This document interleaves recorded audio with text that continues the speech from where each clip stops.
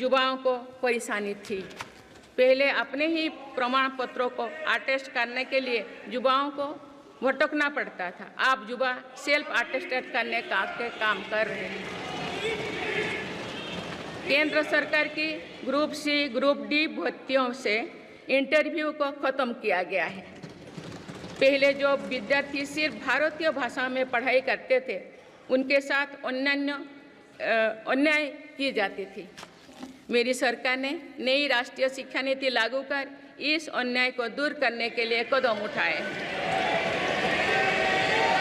युवाओं को अब भारतीय भाषा में इंजीनियरिंग की पढ़ाई का विकल्प भी मिला है। विगत 10 वर्ष में देश में 7 नई IIT, 16 IIIT, 7 IIM, 15 नए एम्स, 315 मेडिकल कॉलेज और 390 विश्वविद्यालय स्थापित किया गया है। मेरी सरकार इन संस्थानों को और मजबूत बनाकर आवश्यकता के अनुसार इनकी संस्था को भी बढ़ाएंगे। सरकार एक डिजिटल विश्वविद्यालय बनाने की दिशा में भी काम कर रही है। अटल टिंकरिंग लैब्स, स्टार्टअप इंडिया और स्टैंडअप इंडिया जैसे अभियान हमारे युवाओं का सामर्थ्य बढ़ा रहे हैं। इन्हीं प्रयासों से आज भारत दुनिया का तीसरा सबसे बड़ा स्टार्टअप इकोसिस्टम बन चुका है। माननीय सदस्यगण, सरकार का ये निरंतर प्रयास है कि देश के युवाओं को अपनी प्रतिभा दिखाने का उचित अवसर मिले।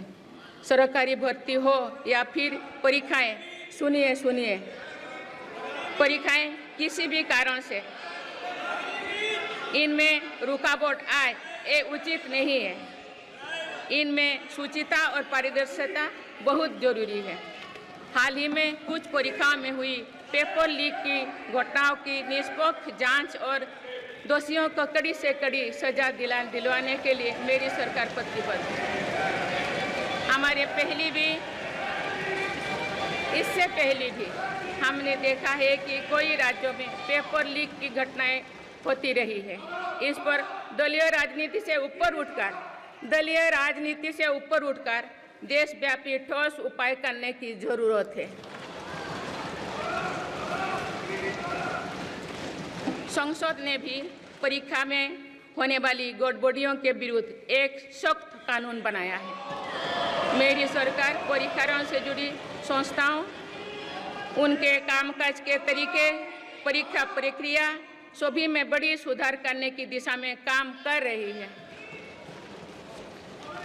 माननीय सदस्यगण, मेरी सरकार ने युवाओं की राष्ट्र निर्माण में भागीदारी और बढ़ाने के लिए मेरा युवा भारत माय भारत अभियान की शुरुआत भी की है।